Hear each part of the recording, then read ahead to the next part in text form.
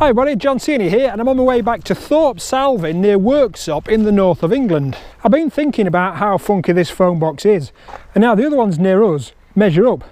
Barlborough, Village Green. Dial tone, still in service. Catcliffe, dilapidated and full of holes. Smells pretty funky though. Unstone has got a chain round it, but it's got a tree inside, so I'll let you decide if that's funky. Slade Hooton. Dialing tone, still in use, very funky. Todwick, Goosecarr Lane, completely empty, not funky. Firbeck, opposite the church.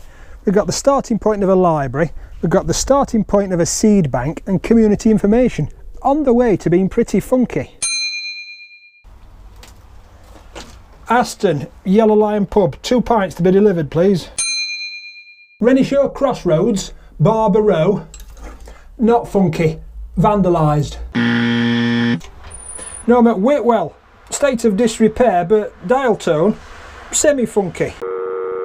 Ulley, opposite Royal Oak Pub. Some books, trainee funksters. Whiston, Sitwell Arms, it's a billboard. I'll give him a ring and book a table, because there's a dial tone.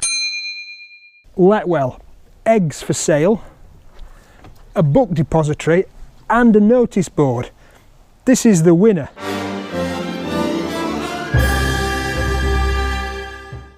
After travelling around my local area, I wondered why so many red telephone boxes still remain, and a surprising number still actually work.